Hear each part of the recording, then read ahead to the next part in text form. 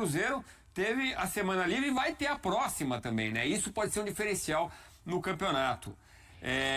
Mas se preocupa com os amarelados. Caio Jorge, Matheus Pereira e Gabigol estão entre os pendurados e daqui 2 rodadas, como a gente viu, tem confronto direto com o Flamengo, Elton. O Cabuloso vem de 5 vitórias seguidas, recebe o Bragantino neste domingo. A sequência do Cruzeiro é complicada, né? Tem o jogo contra o Bragantino, a gente viu o Vasco e o Flamengo, depois enfrenta o Lanterna Sport e aí tem um clássico contra o Atlético. Lembrando que o Cruzeiro tem um Campeonato Brasileiro pela frente, assim como a gente citou no Vasco, né, que tem um clássico no fim de semana, o Cruzeiro só joga pela Copa do Brasil em dezembro. Então tem um Campeonato Brasileiro até o final e é um time que tem jogos a mais. Então precisa somar pontos porque tem jogos a mais e não lidera o campeonato, perdeu a liderança, né, nos tropeços recentes, principalmente contra Santos e Mirassol. Acabou perdendo para o Santos e empatando com o Mirassol, né? Então é um time que vai tentar fazer aí, vai tentar manter essa sequência muito boa, né? Que são 5 jogos, contando a Copa do Brasil.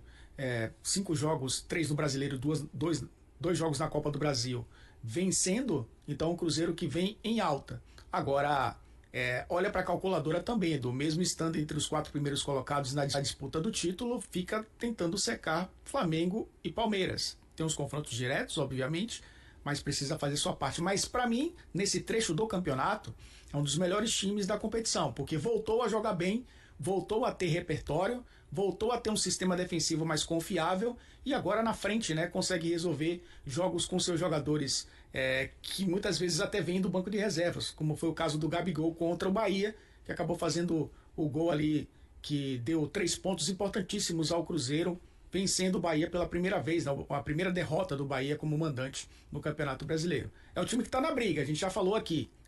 É o franco atirador, diria, até essa equipe do Cruzeiro, que está muito pronta, né, para disputar esse Campeonato Brasileiro até o final. É isso, foi um golaço do Gabigol no final do jogo, né? Então esse encontro com o Flamengo será no Maracanã, Flamengo Cruzeiro. Que jogo vai ser esse, hein? Bom, essa briga tá quente, né? Temos um grande campeonato com o Flamengo, Palmeiras e Cruzeiro nessa briga espetacular. Vamos ver quem eles enfrentam. Os próximos jogos: Flamengo, 21 de setembro, também conhecido como domingo agora, Vasco. Depois vai a La Plata encarar o Estudiantes. Aí tem o Corinthians e o Cruzeiro pela frente. Ó, como vale demais esse encontro, hein? O Cruzeiro vai receber, né? Vai encarar o Flamengo no dia 2, mas antes tem 21 de setembro o Bragantino. Já vem de uma semana livre e tem mais uma. Essa é uma vantagem da Raposa. 27 de setembro encara o Vasco. O Palmeiras tem pela frente, nesse final de semana, o Fortaleza. Depois, o River Plate em São Paulo.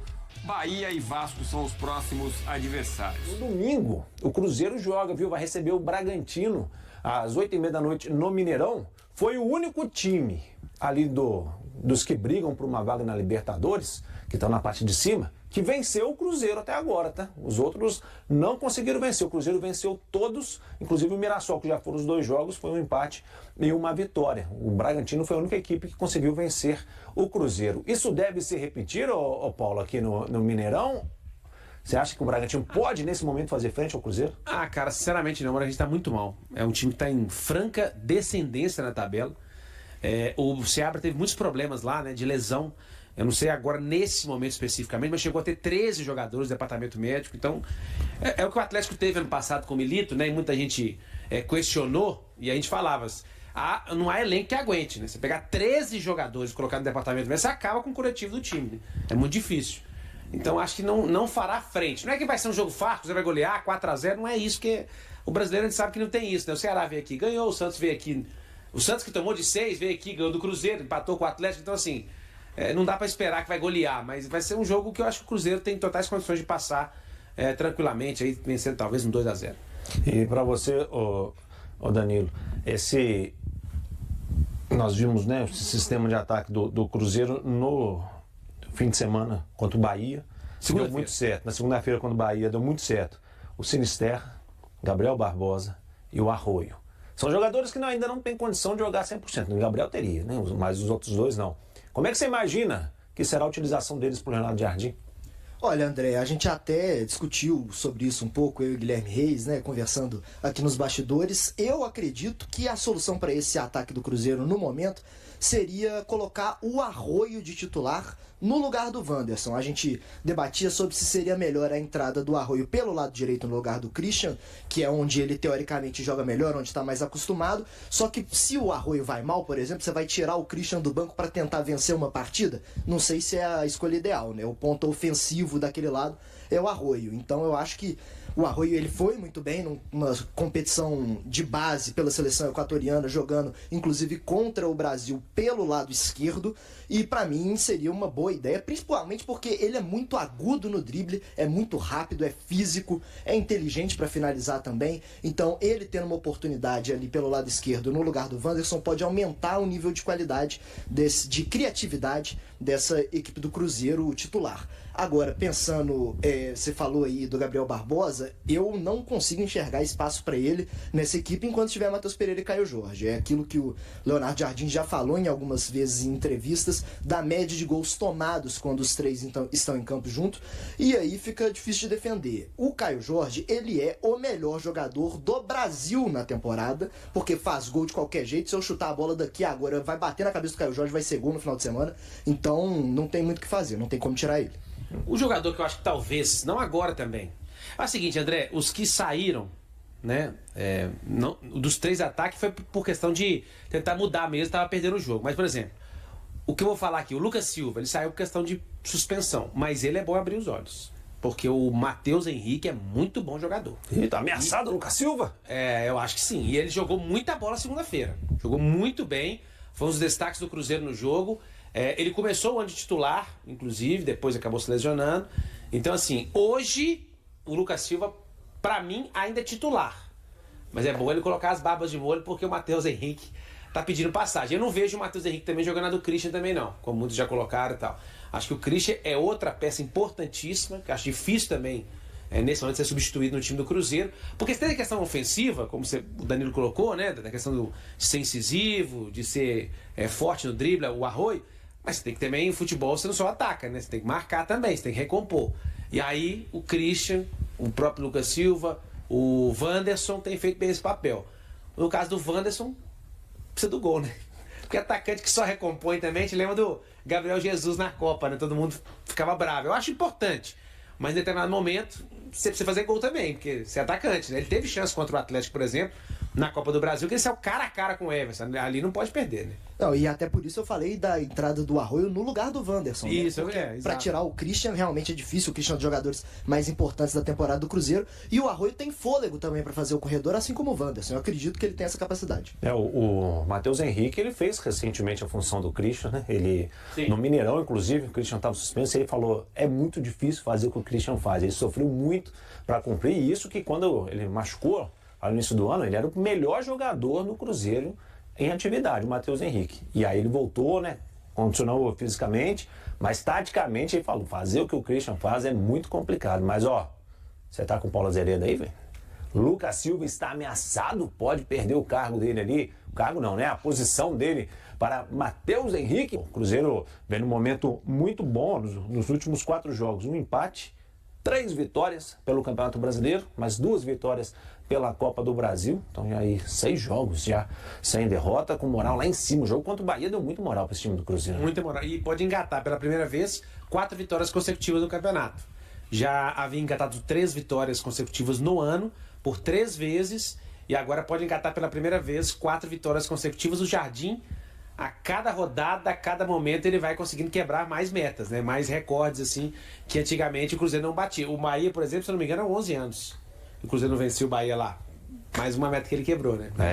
Tava acho que 7 anos sem ganhar no Maracanã.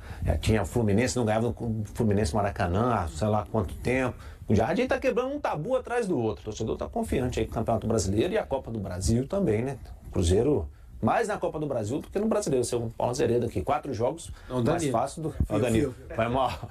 4 jogos mais fácil do que do outro lado. E os adversários com o Brasil agora ficaram tanto quanto mais fácil, né? Estão mais acessíveis. Estão mais acessíveis. Talvez, o que eu penso assim, nem o Corinthians eu acho que tem essa condição de parar o time do Cruzeiro. Do outro lado, o Fluminense talvez. Por um time, não porque o time está jogando muita bola, mas é um time experiente. Tem bons jogadores também. Então é o time que poderia complicar. Se o Daniel Vieira tivesse aqui, ele ia ser um pouco mais maldoso e ia falar que contra o Corinthians o problema é o 12º jogador, né?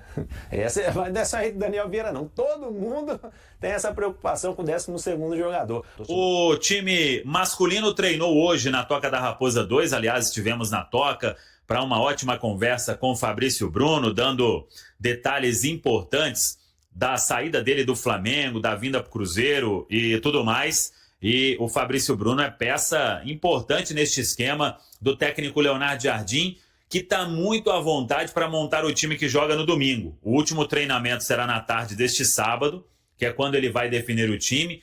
Tem a volta do Lucas Silva e deve ser essa a única alteração em relação ao time que começou diante do Bahia, com Sinisterra, Kenny Arroio ficando como opções no banco. Atletas que vêm treinando normalmente para melhorar a condição física e aí terá um banco ainda mais encorpado, né? Porque com a volta do Lucas Silva, o Matheus Henrique retorna ao banco de reservas e aí é mais uma peça interessante que tem o técnico Leonardo Jardim. Sobre venda de ingressos, já na casa dos 30 mil torcedores, a expectativa é de que tenhamos aí um público de 40 mil. Eu acho que é um bom público por causa do horário.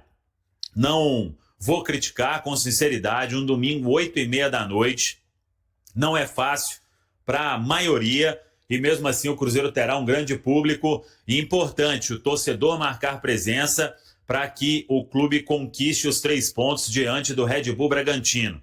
Não será um jogo fácil, assim como não tem nenhum neste Campeonato Brasileiro.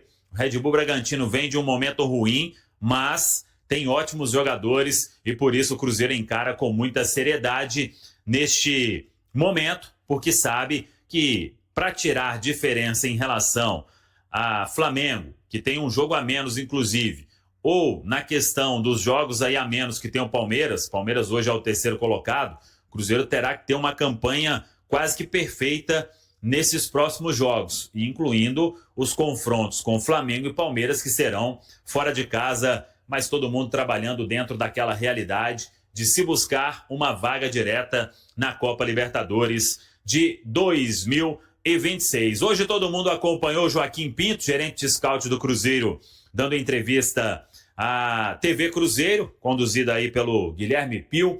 Uma ótima entrevista. O torcedor do Cruzeiro, ele pode realmente criar muita expectativa porque as informações sobre o trabalho do Joaquim Pinto são as melhores possíveis de se profissionalizar o scout do Cruzeiro, para que o Cruzeiro possa minimizar erros na hora de buscar jogador.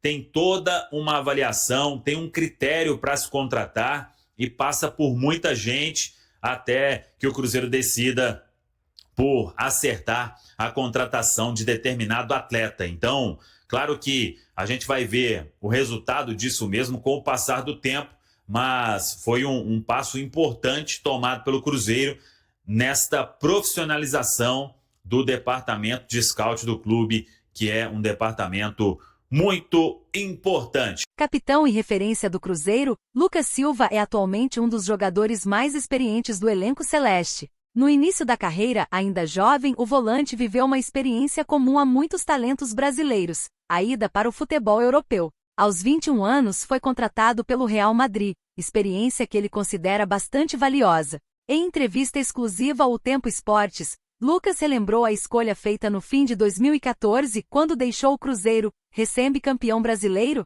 para defender o clube espanhol. Apesar de também ter recebido sondagens de outras equipes como o Arsenal, foi o Real Madrid que conquistou o meio-campista. Quando apareceram as propostas, meu coração se inclinou de imediato para o Real Madrid.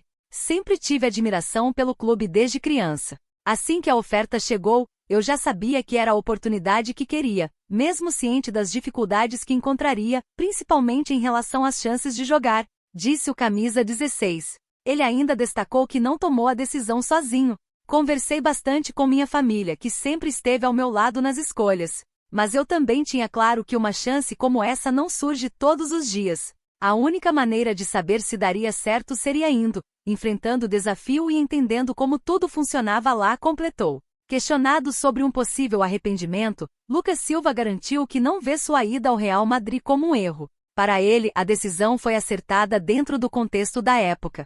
Não me arrependo em nada. Mesmo que as coisas não tenham acontecido exatamente como eu imaginava, só de ter jogado em um dos maiores clubes do mundo, talvez o maior, tão jovem, vindo de um Cruzeiro bicampeão brasileiro, isso é motivo de muito orgulho. Foi uma experiência enorme e que levo comigo até hoje, concluiu. E aí galera, o que acharam?